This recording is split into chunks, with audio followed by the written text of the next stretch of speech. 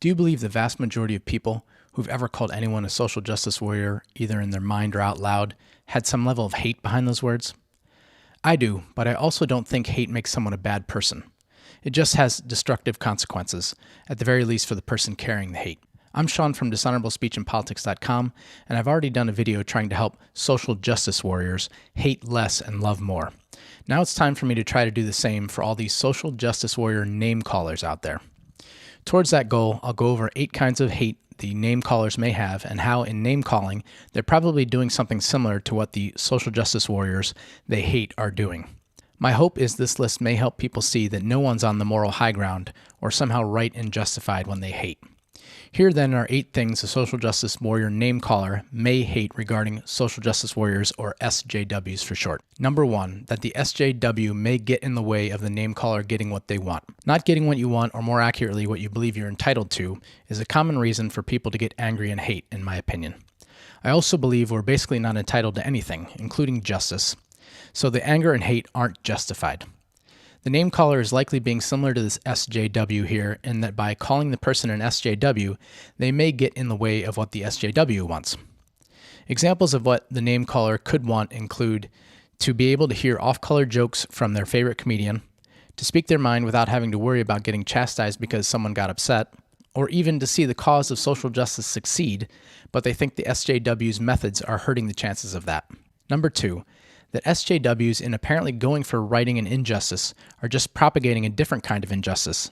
It may feel unjust to a name caller that an SJW is making a bigger deal out of something than the name caller thinks is appropriate, especially when compared to other, larger injustices in the world. This is a subset of number 1 in that the name caller is not getting what they want, namely justice. Here, in hating a perceived injustice, the name caller is kind of doing the same thing as the SJW. Number 3, that SJWs bring up things that make name callers feel guilty. Again, this is a subset of number 1 in that the name caller is not getting what they want, in this case to not feel guilty. In calling someone an SJW, a name caller may be doing something similar to the SJW in that they may be trying to make the SJW feel guilty or bad about the way they're going about things. Now, numbers 1 through 3 on this list are about the name caller not getting what they want or feel they're entitled to. The remaining items on my list have to do, at least in part, with what the name caller thinks the SJW is going for when they get in the way of what the name caller wants. There are 2 issues I'd like to point out about this. First, we can never be 100% sure of what someone else is going for, and second, if we get angry about what we think someone's going for, it's because we think it's bad to go for that, and we hate the part of ourselves that goes for or wants to go for that. So ultimately, this kind of hate comes back to a hate of part of ourselves the other person is showing us through their actions. The good news is that if we can come to accept that part of us, which doesn't mean we have to indulge in it, this hate is likely to go away. Number 4, SJW's holier-than-thou attitudes. I believe the hate here likely comes from 2 things. The first being that the name caller may feel thwarted from getting what they want, which could be to not feel less than. This less than feeling can come from having a fundamental belief, even if not a conscious one, that you're somehow inferior or not worthy as a person, so you get angry when someone seems to show this inferiority to you by acting better than you. The second thing the hate likely comes from is what the name caller thinks the SJW is going for and acting holier than thou. This could indicate the name caller hates the part of themselves that acts superior and treats others as less than, such as to try to falsely raise themselves up. Here name callers themselves may be acting a bit holier than thou by calling someone a social justice warrior as if that person were somehow inferior because of it.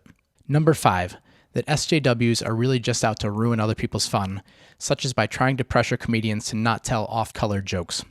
To me, this indicates that the name caller hates the part of themselves that tries to ruin other people's fun. By calling those critical of certain comedians SJWs, name callers may also be trying to ruin SJWs' fun and getting whatever SJWs want to see enacted. A name caller may claim this is just an eye for an eye payback, so it's justified, but I would argue that it's hate-based and therefore not justified. Number 6, that SJWs are out of touch with reality or stupid. In my opinion, this indicates that the name caller hates the part of themselves that they see as stupid, and the name caller is doing something similar to what they think the SJW is doing by being out of reality and not recognizing the source of their hate as being themselves, not the SJW. Number 7, that SJWs are weak and play the victim. Think snowflake here. This, I believe, indicates the name caller doesn't accept the part of themselves that's weak and plays the victim. The way I see it, the name caller is also playing the victim here by blaming SJWs for the name caller's hate of them. Number 8, that SJWs just want to feel important without putting in any real work. Here, the name caller likely doesn't like the part of themselves that wants the glory or even thinks they deserve the glory without putting in the effort. And what is a name caller doing when they call someone an SJW? Not putting in real work, and they may feel important if they feel they've lessened the effect of the SJW. If you recognize any of these kinds of hate in yourself, that's great. Yes, it's great because it's the first step in saying that the hate comes from inside you. It's not that someone's actions are somehow deserving of hate. By the way, to help me fill out this list, I read some Quora posts and watched a video titled 5 Reasons People Hate Social Justice Warriors. I put links to these in the description below. I did get some ideas from the aforementioned video, but I want to point out that it's fundamentally different from this video in that it seems to imply that hate of social justice warriors is somehow justified, while my main point is that hate is basically never justified, even if sometimes I know it just so totally feels like it is, doesn't it? Whoopsies, it's not. At least not in my opinion. I hope this video proves useful in helping us all hate less and choose love more. Thank you for watching.